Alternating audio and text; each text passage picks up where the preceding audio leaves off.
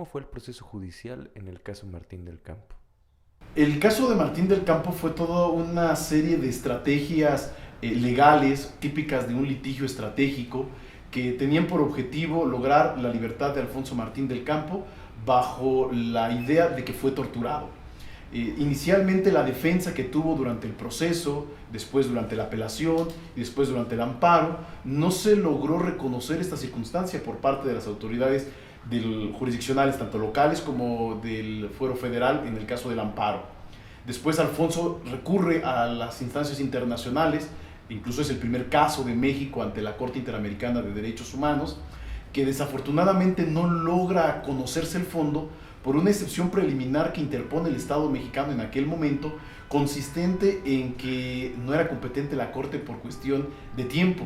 En el momento en el que México se adhiere a la jurisdicción de la Corte Interamericana, se dice que el caso de Alfonso Martín del Campo era anterior, sus efectos habían cesado de manera anterior al mismo y por lo tanto la Corte no era competente, circunstancia que la Corte Interamericana determina como fundada y no logra prosperar.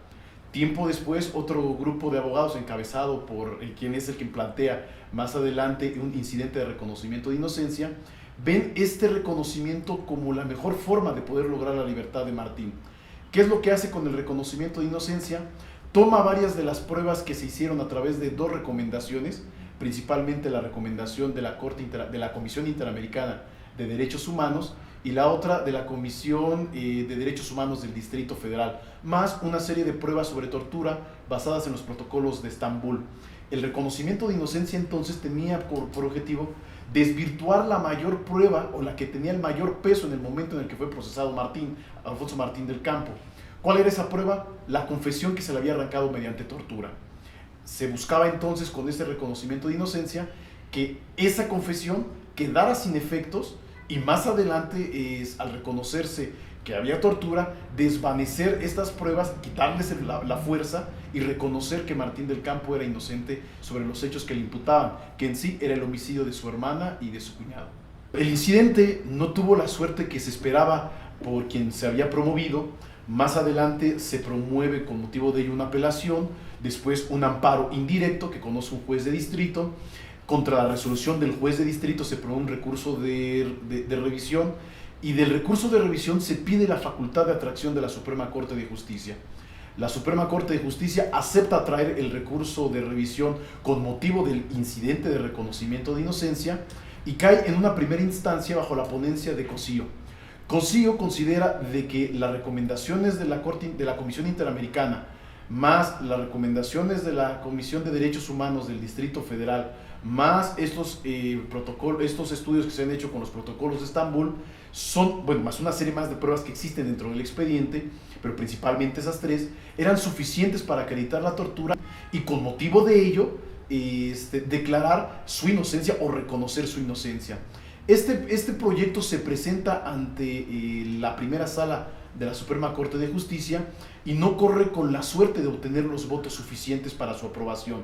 ¿Qué es lo que decide la Corte en ese momento? Returnarlo hacia otro ministro. Se le returna al ministro Pardo. Pardo toma el nuevo proyecto, por cierto tarda un año en realizar el nuevo proyecto, lo presenta ante la Suprema Corte de Justicia en su primera sala de nueva cuenta y el proyecto original venía para otorgar un amparo para efecto de que se devolvieran los expedientes a la sala que había resuelto la apelación sobre el reconocimiento de inocencia y que esta sala analizara si las pruebas que había ahí eran o no suficientes y se pronunciara con plenitud de jurisdicción.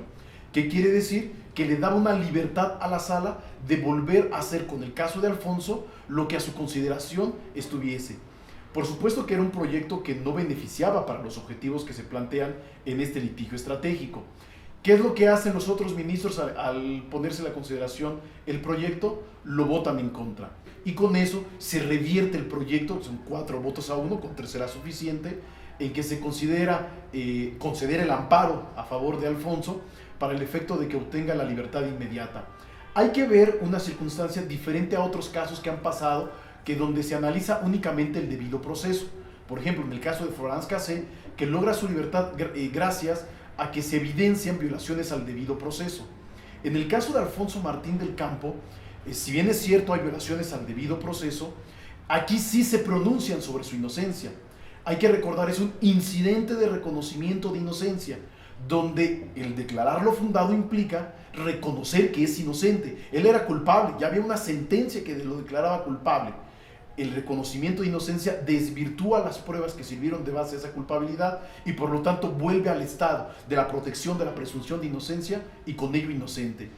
Ese mismo día es notificado el lugar en el que se encontraba, que era un reclusorio en Pachuca, y logra su libertad Alfonso Martín del Campo con base en todas estas estrategias, que vale la pena decirlo, fue trabajo de una serie de defensores de derechos humanos a lo largo de todo el tiempo, principalmente desde que se lleva el asunto a la Corte Interamericana, después cuando se lucha sobre el reconocimiento de inocencia, hasta culminar con la resolución que hoy día tengo yo a representarlo.